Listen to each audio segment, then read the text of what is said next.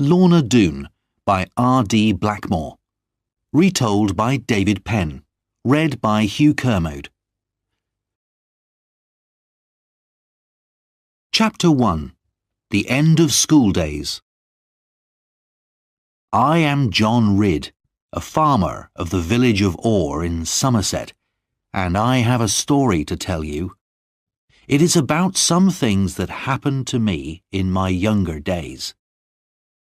On the 29th of November, 1673, when I was 12 years old, John Fry, a worker from our family's farm, came to collect me from my school at Tiverton.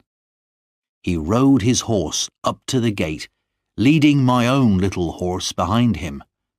He was 2 weeks early, so I knew something was wrong. "What are you doing here, John?" I asked him. "It's not the holidays yet." He would not look at me. "Oh, I know that, young Master Ridd, but your mother has saved the best apples and cooked some wonderful cakes, all for you." "And father? How is father?" I said. It was usually father who came to collect me, and it was strange that John Fry hadn't said anything about him. "Oh, he's very busy on the farm just now," he said. But John wasn't his usual self, and I knew this was a lie. When I had packed my bags and said goodbye to my friends, I got on my horse and we started the journey home. It was a long journey from Tiverton to Orr, and in places the road was very bad. John Fry still would not tell me why he had come to collect me or answer my questions about father. He looked unhappy about something, but I tried to hope for the best, as boys always do. On the hill at the end of Dulverton town, we saw a big coach with 6 horses. In the front seat of the coach sat a foreign-looking woman, and next to her was a little dark-haired girl.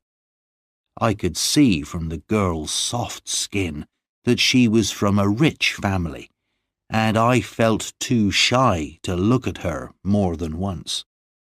She didn't look at me at all.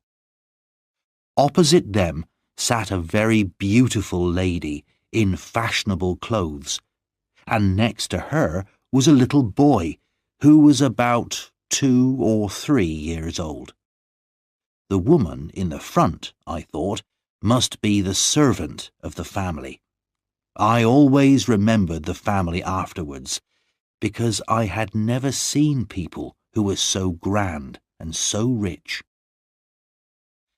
After Dulverton, the road got worse and worse, and soon we came into a very dangerous part of the country.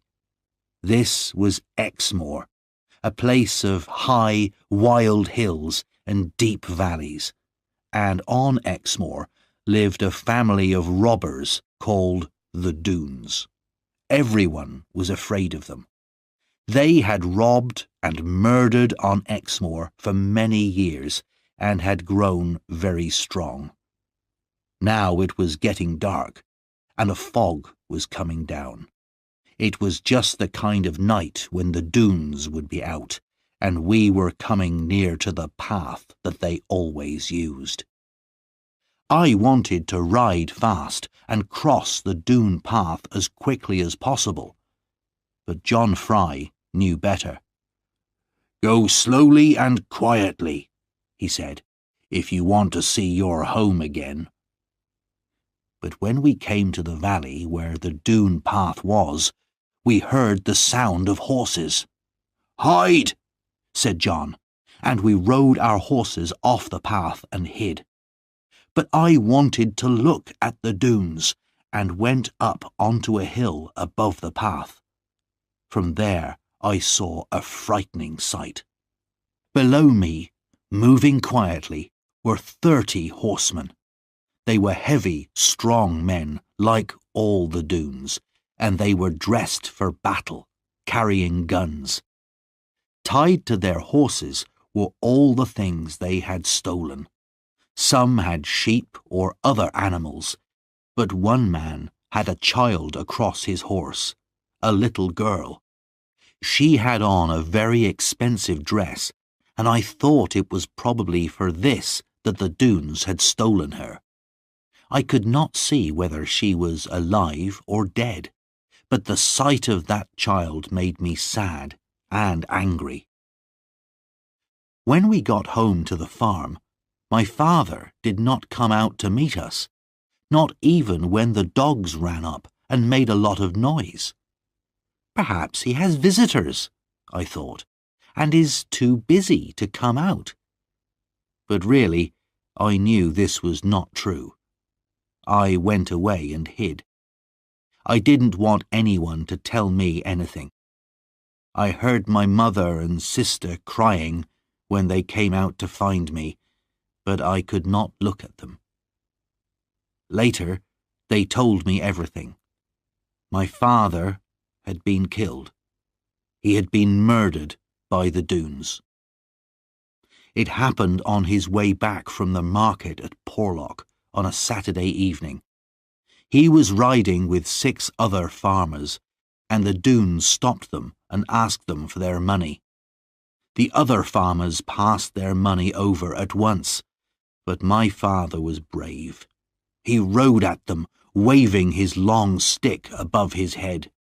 He managed to hit quite a few heads, but one Doone was waiting at the side of the road with a gun and shot him. Although we knew it was the Doones who had killed my father, it was useless even to ask the local judges or law officers to do anything about it. They were afraid of the robbers too, or were even helping them. The Doones did almost anything they wanted on Exmoor. They were not local people. They came from the north of England, where their leader, Sir Ensor Doone, had been a rich man with a lot of land.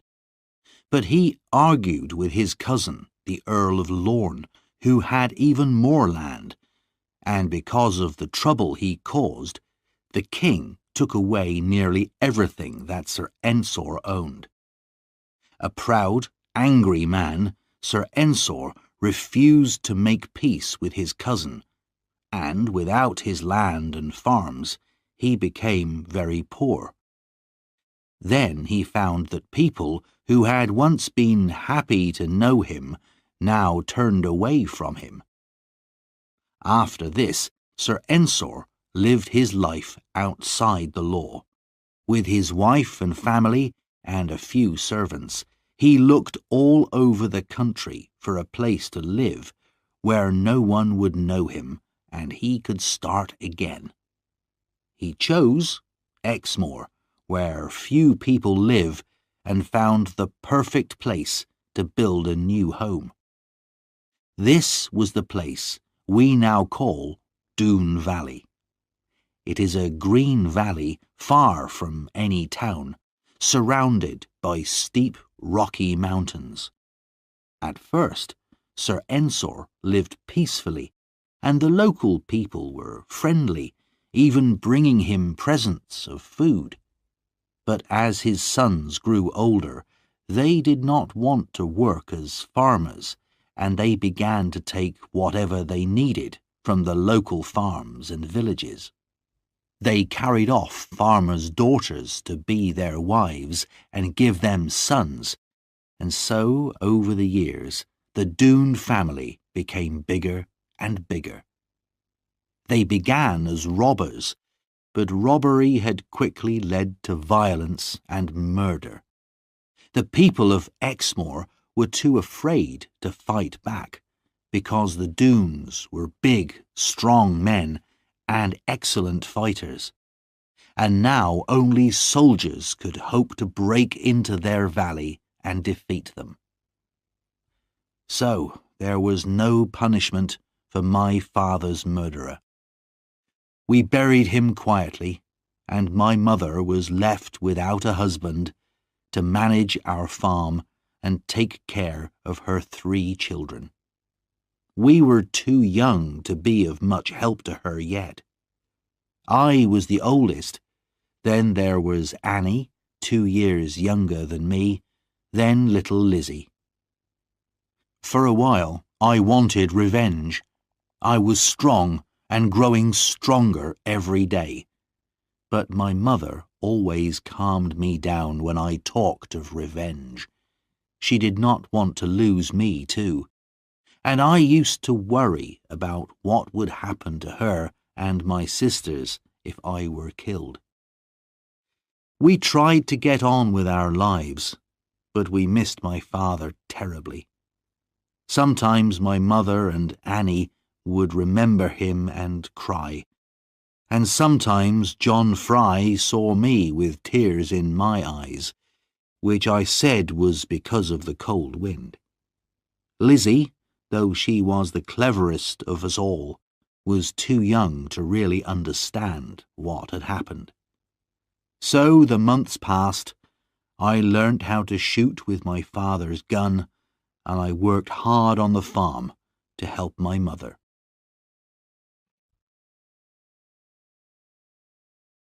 Chapter 2. A Boy and a Girl. St. Valentine's Day, 1675, was the day that changed my life forever, though I did not know it then. I was 14. My mother had been ill and was not eating very well, so I went out to find something that she liked. Good, fresh fish caught from clear water. I went first along the Lynn River that runs through our valley. Then I turned into Bagworthy water. Though I knew that this river led to Doon Valley, I did not think about it. I went on catching fish and moving up the river, then suddenly found myself standing at the bottom of the cliffs outside Doon Valley. In front of me was a waterfall, a steep hill of smooth, fast-moving water. It was a wild, lonely place, surrounded by tall trees, and it was already getting late. I knew I should turn for home, but I also wanted very much to see what was at the top of that waterfall. It looked a dangerous climb, but if I did not climb it, I would always remember that I was too frightened to do it. So I climbed. The water beat against my legs, once knocking me down so that I nearly drowned, but I pulled myself up and went on. When I reached the top at last, my arms and legs were aching, and my feet were cut by the rocks. I fell in the grass, exhausted. When I opened my eyes, for a few seconds I didn't know where I was. But kneeling beside me, touching my face with a leaf, was a very young girl. "Oh, I'm so glad," she whispered softly as I sat up and looked at her. "Now you'll try to be better, won't you?" I had never heard as sweet a sound as this girl's voice, nor seen anything as beautiful as the large dark eyes that watched me, full of care and wonder. I stared at her without speaking, noticing her long, shining black hair. "What is your name?" she said. "And how did you get here? And what have you got in your bag?" "They're fish for my mother," I said. "Very special fish. But I'll give you some, if you like." "Dear me, you're so proud of them when they're only fish."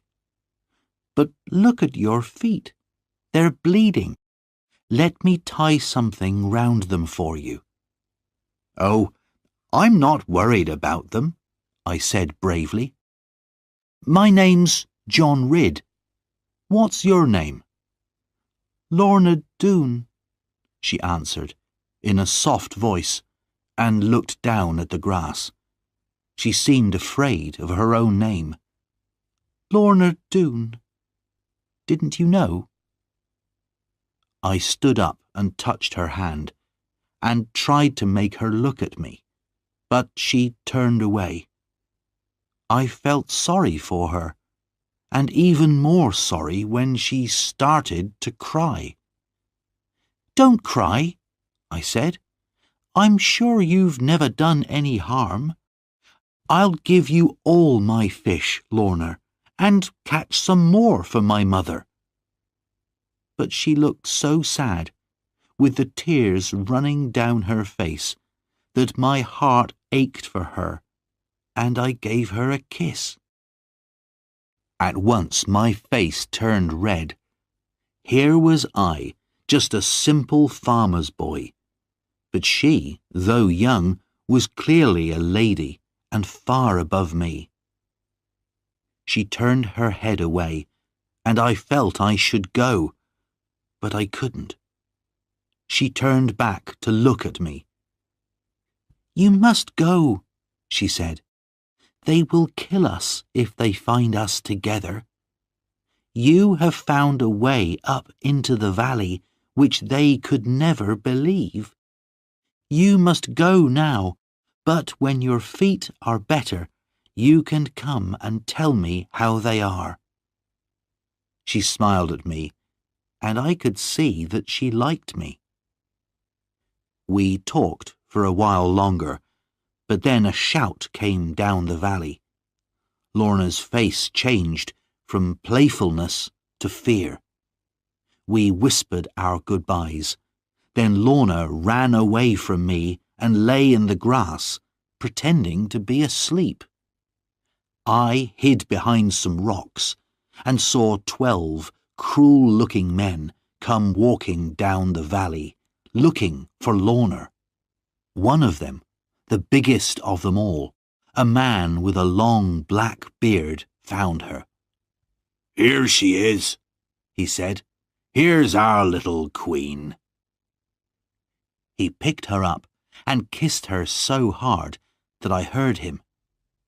Then he put her on his shoulders and carried her away. But as she went up the valley on the back of this frightening man, Lorna turned and secretly held up her hand to me. Now I had to find a way out of the valley and get home. I almost broke my neck several times climbing down the mountain, and I did not get home until long after dark. My mother was angry with me, but I would not say where I had been.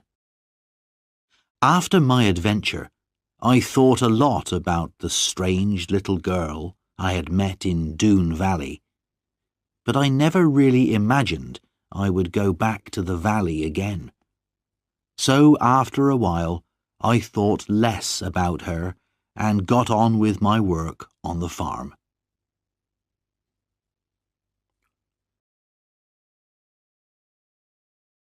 Chapter 3.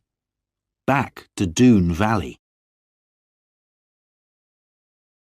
The months and the years went by, and I grew very tall and strong, as my father had been.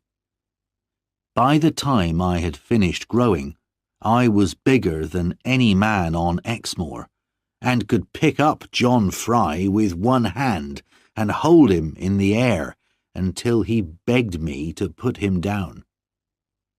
My sister Annie grew more and more beautiful every year, with her wide blue eyes and soft brown hair. She was so kind and so gentle that everyone loved to be with her, and it is easy to understand why my mother's cousin, Tom Faggus, fell in love with her. Tom Faggus was someone that our family was both proud and ashamed of. For a time, he was one of the most famous robbers in England, and people still tell the stories of his adventures all over the country. He had been an honest farmer once, but a rich man had used the law to steal his farm, and after that Tom took his revenge on all rich men he met on the roads. Perhaps that was why he was so popular with the people, as he stole only from the rich, gave generously to the poor and the sick, and never hurt anyone in his life. While I was still a boy, he came to our farm one day, asking my mother for food and a bed for the night. At first, my mother told him to go away, fearing that we children would learn bad ways from him. But in the end, she agreed. "You may be a bad man in some ways," she said to him, "but there are far worse than you. So come and sit by the fire and eat whatever we can give you."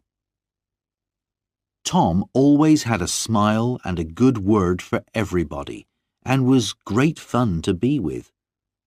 All the time he was with us, I saw Annie looking at him very kindly, and over the years we had many more visits from him. As for Lizzie, I never thought anyone would fall in love with her. She was small and thin, and perhaps a little too clever. You never knew what she was going to say next. But I should not talk in this way about my own sister. My mother didn't seem to grow any older, and was still pretty and as good-hearted as ever. She had never forgotten my father, and as the years went by, she still sometimes cried for him. In all this time, if I thought of Lorna Doone at all, it was only as a kind of dream, and the Doone men went on robbing and killing just as they pleased. Then, one Christmas, when I was 21, my Uncle Ben was robbed by the Doones on his way across Exmoor. He had been coming to visit us, and when he didn't arrive, my mother sent me out to look for him. I found him on a high, lonely path, tied onto his horse, with his nose to its tail. He was very angry, and wanted revenge on the Doones. He asked me to show him where they lived, so that he could learn the best way to attack them when the time was right. So, a day or two later, I took him up into the mountains that looked down on the valley. I had not been back this way since I was 14, and on the way I thought of the girl I had met in this valley, of her lovely dark eyes, her sweet smile, her sadness, and her loneliness. At the top of a steep cliff, we looked down into the long green Doone valley. At either end was a narrow gap in the mountain walls. At the further end was the waterfall which I had climbed 7 years before, and at the other was what we called the Doone Gate. This was 2 rocky cliffs facing each other, with only a narrow path between them.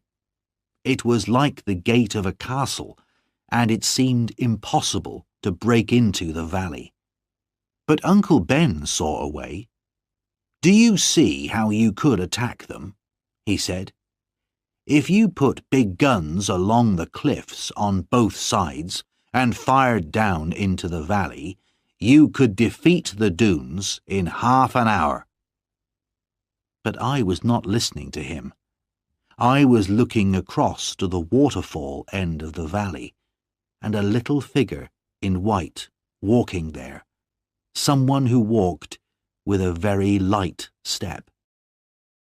My heart began to beat more quickly, and the blood came to my face. In 7 years I had half forgotten her, and she would never remember me, I thought. But at that moment, once and for all, I saw my future in front of me. Lorna Doone.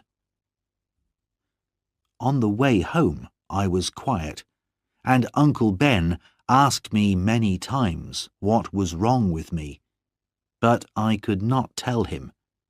The truth was, I had decided to go back into Doon Valley. I waited until St. Valentine's Day, the exact day when I had first entered the valley. Again, I followed the river, and again I climbed the waterfall. Although I was 7 years older, the climb was not easy. When I got to the top, I looked around me carefully. In the early spring sunshine, the valley was beautiful. As I looked at the stream and the fields of grass on either side of it, I forgot about any dangers. And then I heard someone singing in a beautiful voice. At first, I hid behind a rock, but when I looked out, I saw the lovely sight of Lorna Doone coming towards me, along by the side of the stream.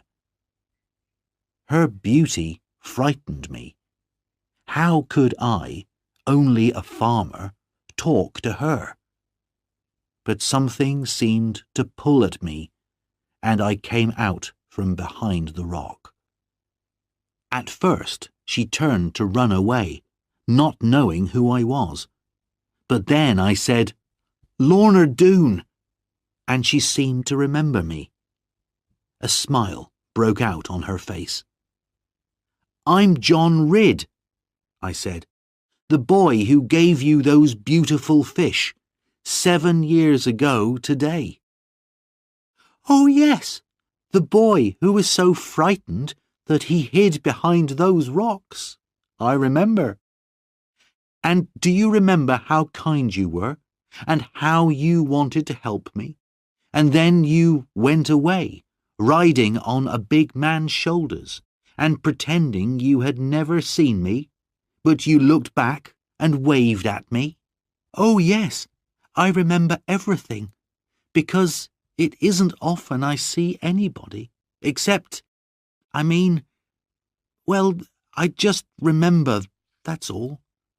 But don't you remember, sir, how dangerous this place is?" But I couldn't answer her. She had kept her eyes on me all the time, large eyes of a softness and brightness and beauty that took my breath away. I felt love taking hold of me, a love too deep and too strong for words. How could I explain feelings that I did not really understand myself? She turned her eyes away from me. "I don't think you can possibly know, John Ridd, the dangers of this place, or what its people are like." I could see that she herself was very frightened. She was trembling, from fear that someone might see me while I was there and hurt me. To tell the truth, I also grew afraid, and thought I had better go and say no more until the next time I came. I touched her white hand softly. "Don't be afraid," I said. "I'll go now, but I'll come again soon and bring you some fresh eggs from our farm." She reminded me again of the danger. "But," she went on, "it seems that you still remember your secret way in." And she smiled at me kindly.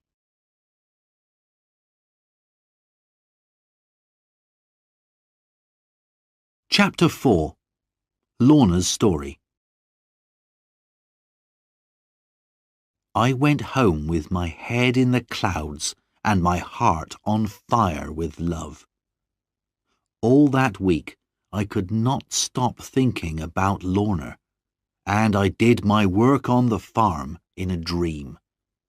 Soon I went to see her again. This time, when she saw me, she came quickly towards me. "Mr. Ridd, are you mad?" she said. There are men on guard all round the valley. We must hide at once." She took my hand and led me to her secret place, which was a kind of room hidden in the rock of the mountain. It was a green, peaceful place, open to the sky above, but the only way into it was through a narrow entrance in a cave. I gave her the eggs I had brought her as a present, and at this she began to cry.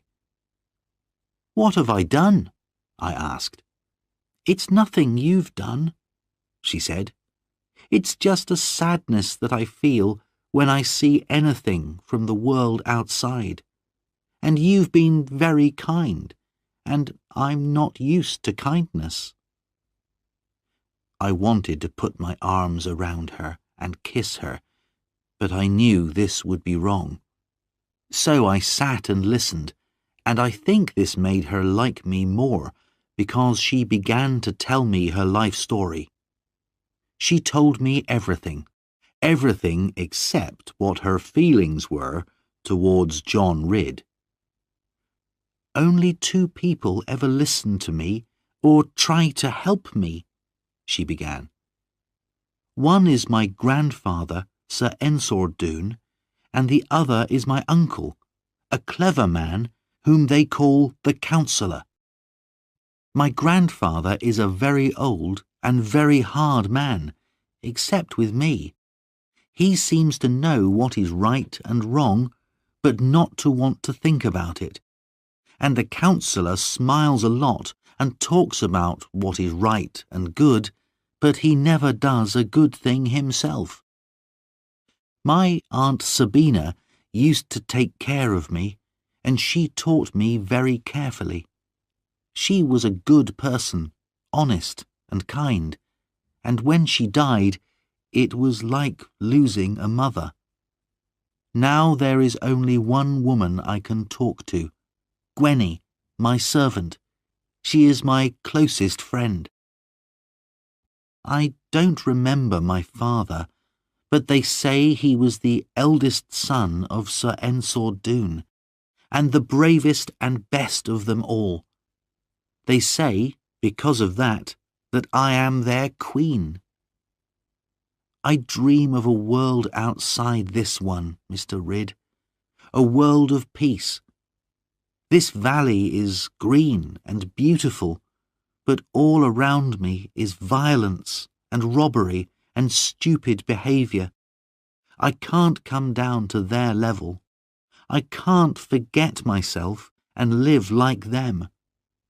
And strange questions come to me that they can never answer.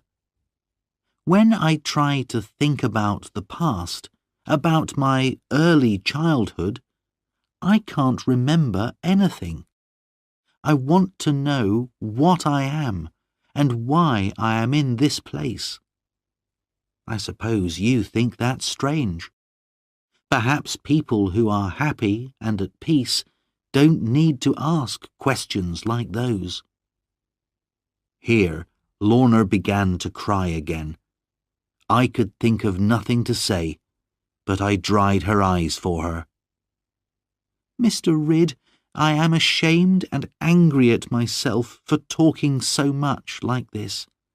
But you, who have a mother who loves you, and sisters, and a quiet home, can't tell how lonely it is to live as I do. I have this secret place to come to because I begged them for it. Only grandfather and the Counsellor come here, and sometimes Carver, the Counsellor's son. No one in the valley is as strong or brave as him, but he is not like his father. He is rough and violent, always quick to be angry, and will listen to no opinion except his own. There is talk of him wanting to marry me, but I would rather die than marry Carver Doone. Now you see how unhappy I am here. I would escape and go anywhere, but I know it would hurt my grandfather." This was too much for Lorna, and she couldn't tell me any more. She broke down and cried. I talked to her gently and kindly until she began to worry again about the danger I was in. I said I would come back and see her again, but she made me promise not to come back for another month, so that I would not add to her problems with fears about me. During that time, we agreed that if she were in any danger, she would put a dark coat over a white rock near her secret room. I would be able to see this from a hill above the valley, and then I would come.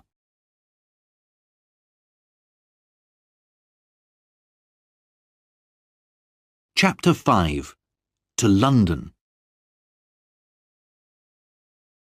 But I was not able to see Lorna again as soon as I had hoped. Before the month had passed, I was called away from home in a very strange and unexpected way. One afternoon, as I was outside the house, feeding the horses, a stranger rode up to our gate and shouted at me. He was a tough-looking, hard-faced man, about 40 years old, with small, quick eyes, and he was dressed very differently from the way we dress in Exmoor. He said he was looking for Plover's Barrows Farm and a man called John Ridd. When I told him he had found them both, he introduced himself as Jeremy Stickles, a servant of the king, and he gave me a letter. I looked at him in alarm, but he said there was nothing in the letter to worry me. At the top of the letter, my name was written in large letters. I read, "To John Ridd. This letter is to order you to appear before the King's judges in London and tell them anything you know about some matters which may be harmful to the King and the country." Jeremy Stickles seemed very pleased by my fear and surprise at the letter, but he said again that no one was going to hurt me. All I had to do was tell the truth. When my mother read the letter, she became very worried and began to cry.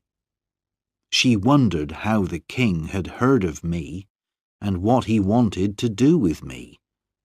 But Mr. Stickles, who wasn't really as hard as he seemed, explained everything carefully to her. He told her that the king only knew of me because the stories of my great size and strength had reached even London. He had heard I was a good man and thought I could help him, that was all. This made my mother feel better, but I was very unhappy. I was thinking of Lorna. How could I tell her I was going away? I had promised not to go back to the valley for a month, and that was still a few days away. But how terrible it would be if she came to look for me at the end of the month and I was not there. I would have to break my promise and go before the agreed time. Mr. Stickles was happy to stay at the farm for 1 or 2 days to try our good Exmoor food, so I used the time to look for Lorna. But I saw nothing of her in the valley and no signal that she needed me. There was nothing else I could do. Mr. Stickles wanted to go, and I had to leave for London without seeing her. A journey to London was both long and dangerous in those days because of all the robbers on the roads. As I said goodbye to my mother and sisters and took my last look at the farmhouse, I felt very miserable. But Jeremy Stickles was a good companion. As we rode, he told me many amusing stories of London life, and we became the best of friends. I did not like London. It was a crowded, dirty place, not at all like Exmoor, and, even worse, I had to wait more than 2 months before the king's judges were ready to see me. There was a lot of trouble in London at that time, with arguments between the king and the city of London. Nobody had time to talk to John Ridd, but I was not allowed to leave and go home.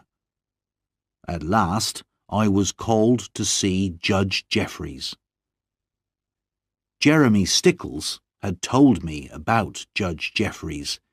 He was the king's chief judge, and there were terrible stories about him. He became very angry if anyone argued with him, and he had sent many of the king's enemies to their deaths. In the room I walked into, there were 3 men sitting on high seats, and they were dressed in very rich clothes. In front of each of them was a desk with pen and paper. The man in the middle seemed to be the most important.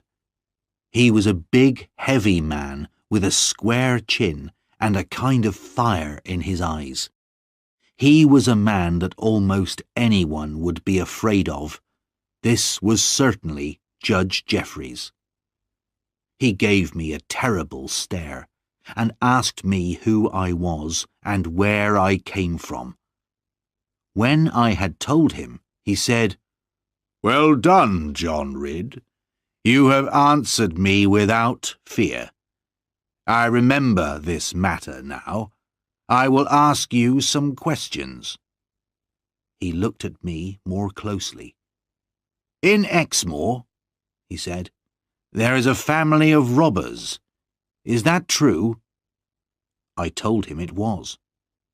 "And why isn't your local judge doing anything about them?" "I suppose he's afraid, my lord. The robbers are very strong, and their valley is hard to attack." "But they must still answer to the law," Judge Jeffreys said. "What's the name of these people, and how many of them are there?" "They are the Doones, and we think there are about 40 men in the valley." "I will do something about these thieves," he said. "Perhaps I will come down to the west myself." But then he stared hard at me again and asked, "Is there any sign in Exmoor of any dislike of the king?" "No, my lord. We don't know much about him." "That's a good answer," he laughed. "But the king knows he has enemies in the country. I see you know nothing about them, though. You're a good man, John Ridd. Keep out of trouble. Keep away from the king's enemies, and from the Doones as well, and you will be safe. I was going to use you as a spy, but I see you're too honest. I will send someone else, but never tell anyone what I've said to you." Here he stared at me very angrily, but when he saw he had frightened me enough, he smiled again. "Now go home, John. I will remember you, and I don't think you will forget me." I had no money left to hire a horse for the journey back to Exmoor, so I had to walk the whole way. It took me 7 days, and I was very glad to get home again.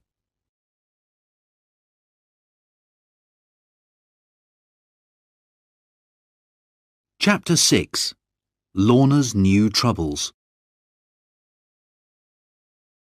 When I arrived at the farm, Mother held me tightly and cried for half an hour.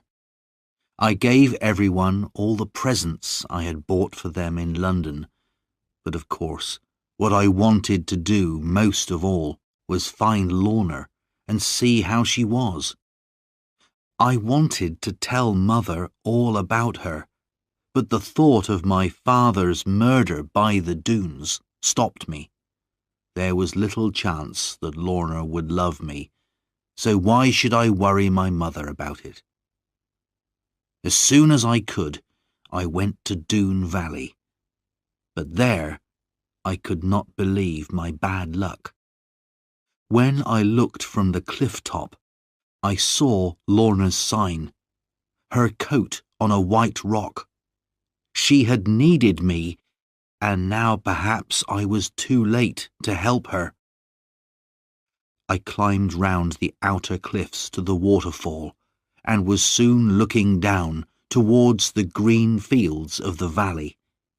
I stood and waited, not caring now if anyone saw me. And then, at last, a little figure came towards me. I could see she was frightened, so I went towards her slowly. "Miss Lorna, I saw your sign on the white rock, that you needed me." "Oh yes, but that was a long time ago. 2 months or more, sir." And she looked away. She looked so sad that I thought everything was over between us, and tried to turn away and go. But when she saw that I was hurt and ashamed, she ran towards me and took my hands. "Oh, John, I'm sorry. I didn't mean to hurt you," she said. How happy I was to hear her call me John. Then she led me away to her secret room, through the cave in the mountain. Since it was partly open to the sky, plants and flowers were able to grow there, and now, in the late summer, it was beautiful. She could not look at me at first, but when she did, I could see that she had been crying. "My grandfather is not well," she said, "and now Carver Doone and his evil father, the councillor, have more control over the dunes. They want me to marry Carver. Not immediately, I am only 17, but they want me to give my promise in front of my grandfather that I will marry Carver. They say it's for the peace of the dunes. That's why I left the signal out for you, Mr. Ridd. They wanted to force me, but my grandfather would not let them. They won't do it, at least while grandfather is alive. But they're watching me and following me, and I can't go where I want any more. Gwenny is helping me. If she wasn't, I couldn't even be here talking to you. But perhaps even you don't care about me anymore." Her eyes filled with tears, and I quickly explained about my journey to London. I told her how much I had missed her, and how I had worried about her all this time. Then I showed her the present I had brought her from London, a ring with blue and white stones. At first, she cried even more, and then came and sat so close to me that I began to tremble. Then I picked up her hand, and while I was pretending to look at its beauty and softness, put the ring on her finger. "Oh, Mr. Ridd," she said, her face going red, "I thought you were much too honest and simple ever to do something like this. No wonder you are good at catching fish. But no, John, you have not caught me yet, not completely, though I like you very much. And if you will only keep away, out of danger, I will like you even more." With tears still in her eyes, which seemed to come partly from wanting to love me as much as I loved her, she kissed my head. Then she gently took my ring off her finger, and kissing it 3 times, gave it back to me. "John, I cannot take it now," she said. "It would not be right. I will try to love you dearly as you could wish. Keep the ring for me until then. Something tells me I will earn it very soon." This time, I promised Lorna that I would not come back to see her for 2 months. If Carver or the counsellor became violent towards her, she would signal me as before. 2 months was a long time to wait, but because of what she had said to me, I was happy. Very soon after that, I told my sister Annie about Lorna. I knew she would keep my secret, and it was good to be able to talk to her about my troubles. Then she gave me a surprise. Tom Faggus had asked her to marry him, and she had agreed. But although Mother liked Tom, we both knew she would not like her daughter to marry him. And how would she feel about me wanting to marry Lorna Doone? We promised to help each other if we could. On the very first day after the agreed 2 months, I went to find Lorna. But this time, when I got to the top of the waterfall, she was not there. I waited for hours, but she didn't come. Then I saw something that made me afraid for her. While I was hiding behind a tree, a big man appeared, walking lazily down the valley. He wore a wide hat, a dark jacket, and tall boots, and he carried a gun over his shoulder. As he came closer, I could see his face clearly, and there was something in it that turned me cold with a kind of horror. It was a face that never smiled, and in his eyes was only cruelty. I did not doubt that this was Carver Doone. And this was the man, I thought angrily, who planned to marry Lorna. He had no idea I was there, but I almost hoped he would discover me. If we could fight hand to hand, a fight between us would be fair, as he was the only man I knew who was near my size. But I knew it would be a mistake to fight Carver. Whether I won or lost, the Doones would learn about me, and I would never see Lorna again. When by the evening Lorna had still not appeared, I went home. I went back to the valley every day for 2 weeks, but never saw Lorna. I saw Carver Doone again, though, walking with his gun round the top of the valley, and that worried me. I was sure that Lorna was in danger. I would go into Doone Valley and find her. This time, I decided to go by the Doone Gate. It was a dangerous route, but I knew it would be useful to know how the Doones defended the main entrance to their valley. At night, the Doone Gate, with its tall black cliffs and sharp rocks, was a frightening place. There were no guards outside, and very quietly and carefully I entered the narrow, dark path between the cliffs. Soon I saw a light shining round a corner of the cliff, and, staying close to the rock wall, I stepped carefully up to the corner and looked round it. 2 guards were sitting by the light, with their guns on the ground beside them. Here the cliffs widened out into broken, rocky ground, with deep shadows between the rocks. The guards were clearly not expecting an attack, and were drinking and talking. I stood and watched, and while I was wondering what to do, they began to argue, and then to fight. This gave me my chance. I went slowly along the cliff wall, and then moved quickly into the shadows of the open rocky ground. Their guards were so busy with their fight that they did not see or hear me, and I was soon past them and going down the hillside into Doon Valley.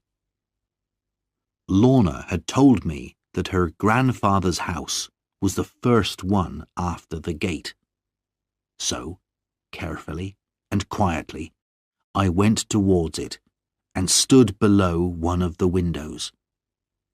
I could not shout or call out because there were other guards around the small village. But luck was with me that night. Lorna came to the window, opened it, and looked out up at the night sky.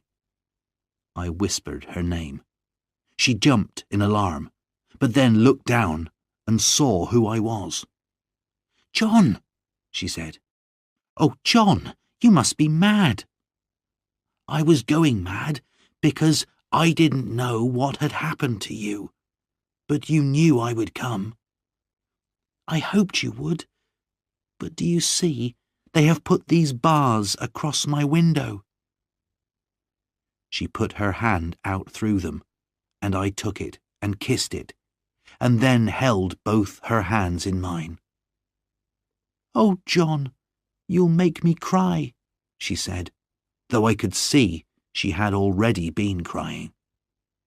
"We can never be together. Why should I make you unhappy? Try to forget me." "Never," I said. "If we want to belong to one another, Lorna, no one can stop us. Only God, if he wishes it. Now, tell me, why have you been kept in prison here?" "My grandfather is very ill now. I am afraid he won't live long. The councillor and his son are the masters of the valley. They want me here, where they can see me, so that I can't escape from Carver. And Gwenny is not allowed to move about now, so I couldn't send you a message or signal you. You must watch this house day and night, John, if you wish to save me. There is nothing they wouldn't do if my poor grandfather— Oh, I can't think only of myself when I should think of him." "How can I leave you even one more night here, Lorna?" I said. "You must, John," she said. "You're so brave, but I love you too much to let you stay any longer. Yes, it's true, but I cannot leave my grandfather while he is dying. So if you love me, John, you must go." "I'll go for now, but when I hear that your grandfather has died, I will come and get you out of here. If I promise to take you safely away, will you come with me?" "Yes," she said. "Of course I will." So now I took her hand in mine again and put my ring on her finger. I had kept it in my pocket since the day I had first brought it to her. This time she kept it, though she cried and held my hand tightly. "Oh, John, this can never, never be," she said.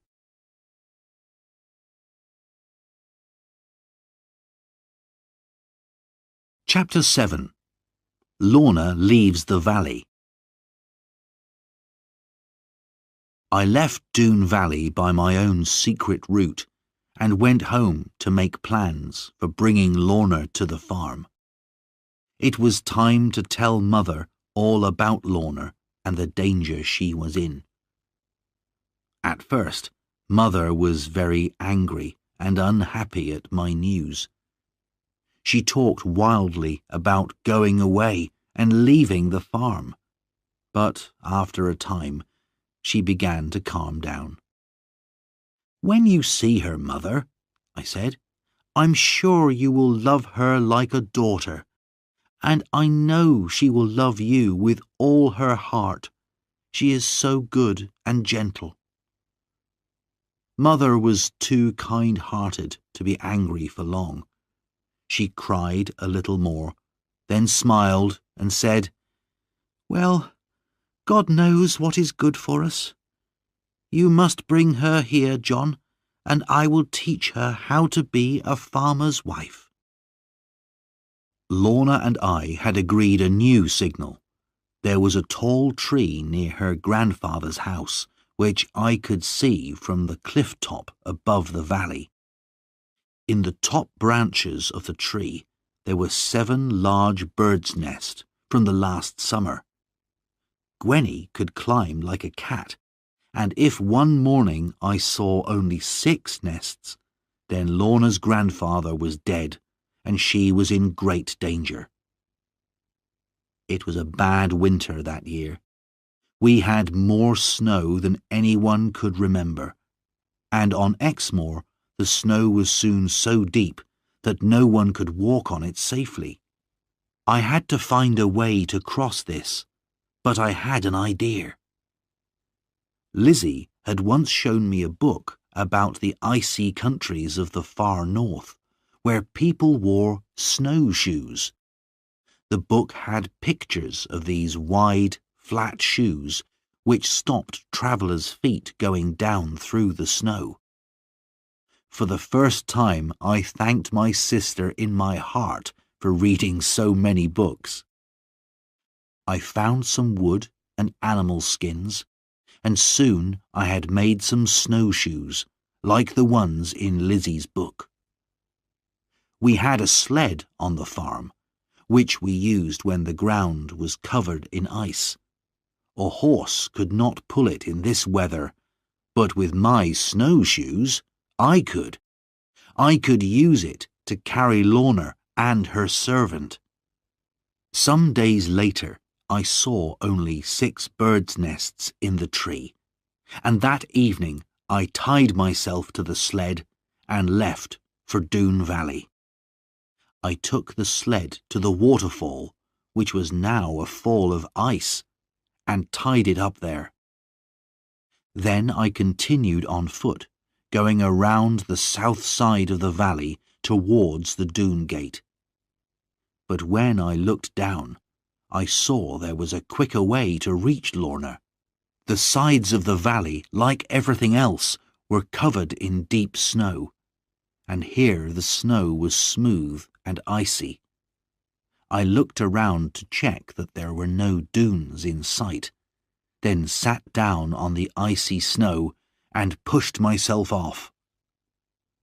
In seconds, I had slid all the way down the mountainside and landed in a hill of soft snow at the bottom. At Sir Ensor's house, I whispered Lorna's name below the window, as before. This time, Gwenny let me in, when she was sure who I was. But inside, I saw a terrible sight. Gwenny looked almost mad with hunger, and Lorna lay back on a chair, as white as the valley all around us. "Good God!" I said, and ran to her. I took her in my arms, but she was so weak that she could not speak at first. "We've been kept in here for days without food," said Gwenny, "and they were going to keep us here until Lorna agreed to marry Carver." "We must leave at once," I said. "Will you come with me, Lorna? I promise to take you safely through the snow." Lorna gave me her lovely smile. "Of course I will, dear," she whispered. "Of course I will." "And you too, of course, Gwenny," I said. "Be quick now, and help me to get your mistress ready." From outside, I had heard the sounds of singing. There were usually guards around the house, Gwenny told me, but tonight the Doones were drinking and dancing to welcome Carver as their new leader. This would give us our chance. With all this happening, The robbers would never notice us leaving. We were soon ready. I picked up my beautiful Lorna and carried her through the snow and the darkness to the other end of the valley. Gwenny was able to follow us, putting her feet in the places where my snowshoes had been. I made Lorna comfortable in the sled, with her little servant beside her, and I told her to hold on to Lorna tightly. The waterfall was now a path of ice, very steep and dangerous, but I was able to take the sled down it, using my stick and all my strength to stop it going too fast on the ice. When we were down the waterfall, I tied myself to the sled and began to pull. It was hard work for me, but the best work I had ever done in my life. There was no time to lose with Lorna so weak from hunger and cold, so I pulled fast, and an hour later we were home. My mother and sisters came to the door and helped me to carry Lorna in. We put her in a chair by the fire and gave her some soup. Then she slept while I watched over her.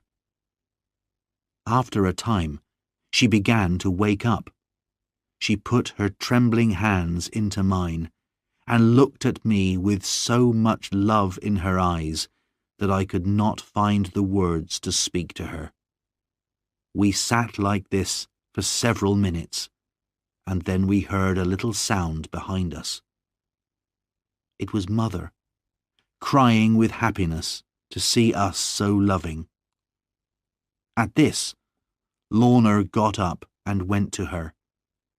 She knelt beside Mother's chair and looked up into her face. Mother put her hand on Lorna's hair. "My sweet child," she said softly. A few days later, when Lorna and I were sitting together by the fire, she said to me, "John, you gave me a beautiful ring, and now I want to give you something. It is only a very poor old thing, but it's all I have. My grandfather gave it to me before he died. I hope you will take it." Then she put on my finger the strangest ring I had ever seen. It was very old, and there was a picture on it. It was hard to see what the picture was, but it looked almost like a cat in a tree. "I shall wear it, my love," I said, "until the day I die."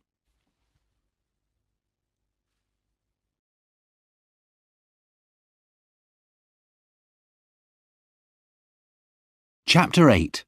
The Attack.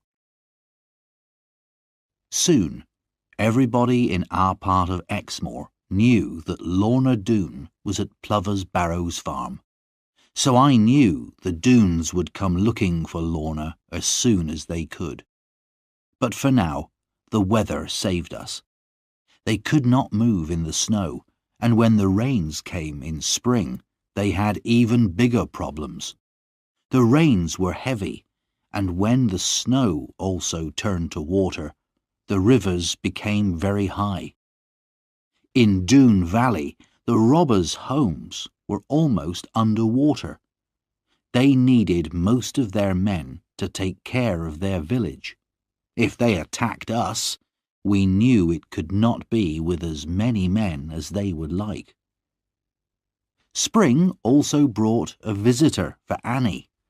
The snows had kept Tom Faggus away from the farm all winter, but now he came to see her, and he had something to tell her.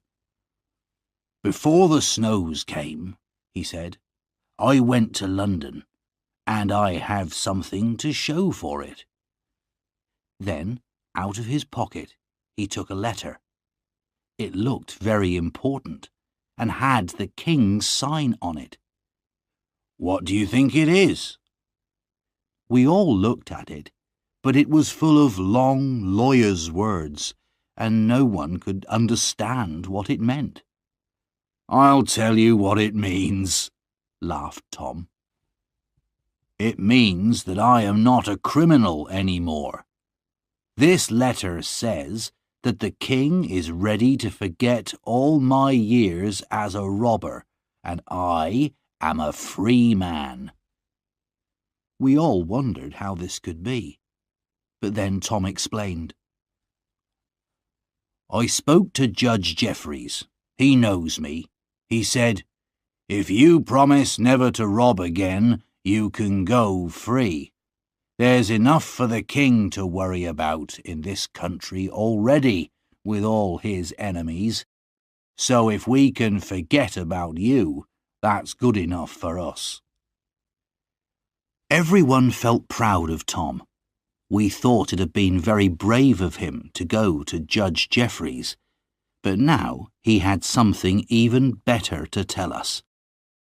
With the money he still had, Tom had bought some land.